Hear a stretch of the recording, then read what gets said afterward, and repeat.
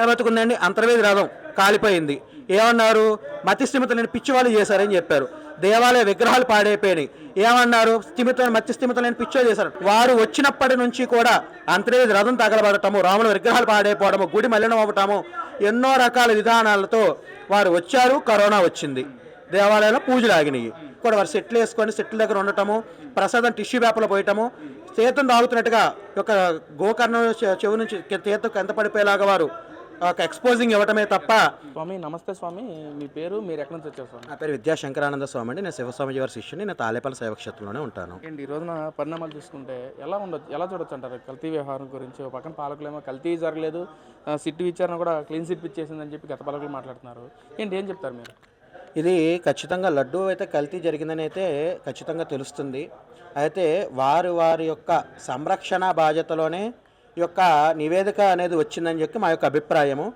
ఈ యొక్క నివేదికలో ఎప్పుడైతే మనకి లడ్డు తింటున్నామో, మన తిరుమల లడ్డు ఎన్ని రోజులైనా, ఒక వారం రోజులైనా సరే, 15 రోజులైనా సరే, అది వాసన రాదనేది మనకు అందరికీ తెలుసు.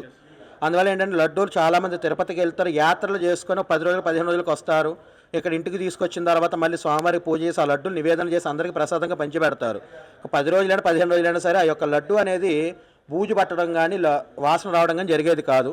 కానీ గత ప్రభుత్వంలో చూసుకుంటే లడ్డు 3 రోజులకే వాసన రావడము, స్మెల్ మారడము, అదే బూజు పట్టడము, లడ్డు సైజు తగ్గటము.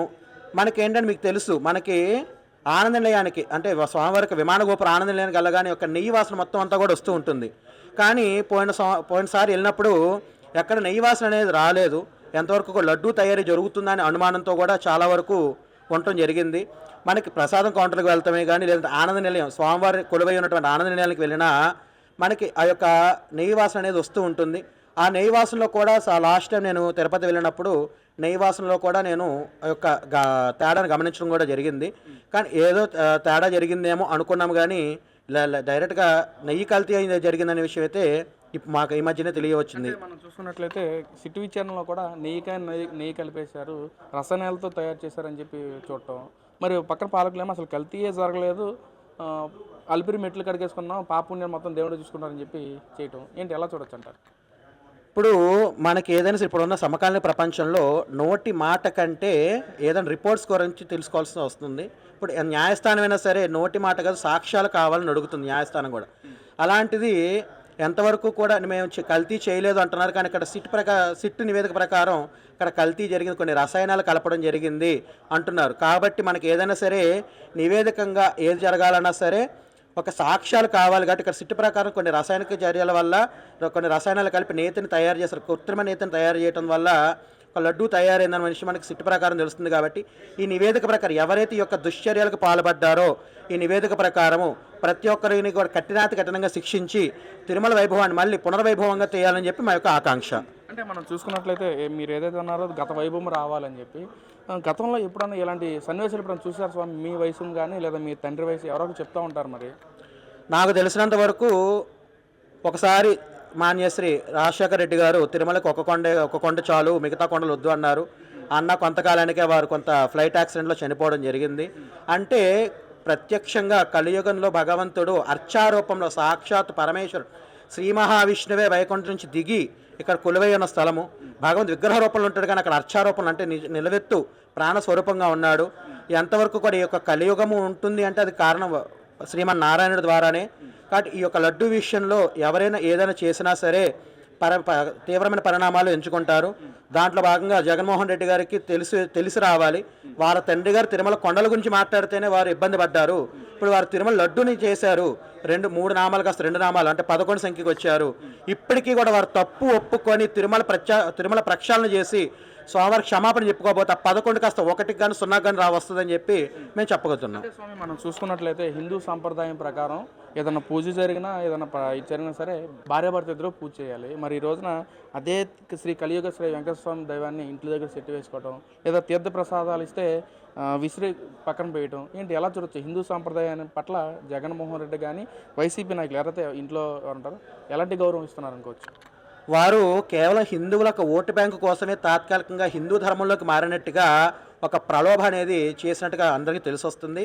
వారు నిజంగా హిందూ ధర్మంలోకి మారుంటే హిందూ ధర్మం మీద అంత గౌరవం ఉంటే, సనాతన ధర్మం మీద వాళ్ళకి విలువలు తెలుసుంటే వారు నిజంగా సతీ సమేతంగా వారు నిజంగా తిరుమలకే వెళ్ళేవారు.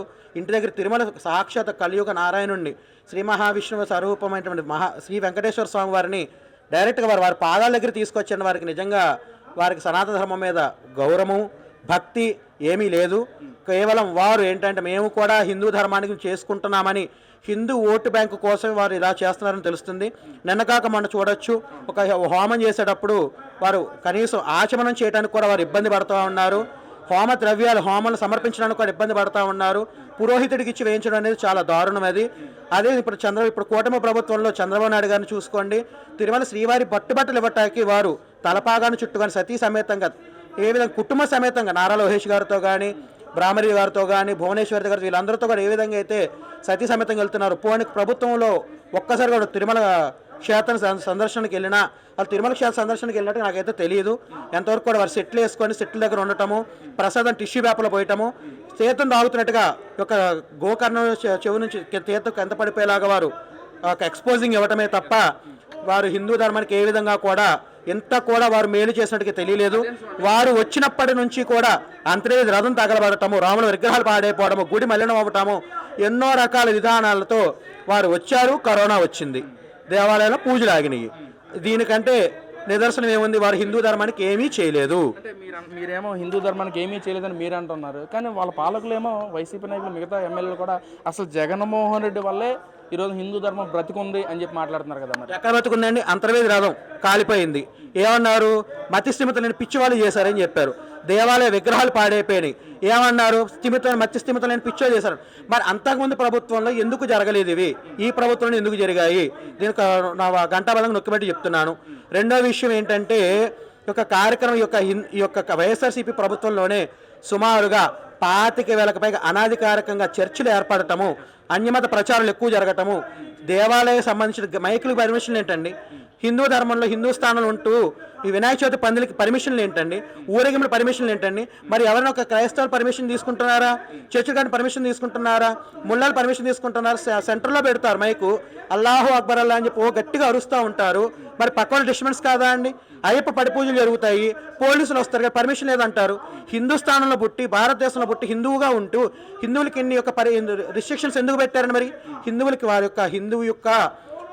వారి యొక్క మతాన్ని ప్రేరేపించుకోవడానికి, హిందువులకు మనోభావాలను కించపరుచుకోవడం కోసం వీళ్ళు ఇన్ని రూల్స్ అండ్ రెగ్యులేషన్స్ పెట్టారు.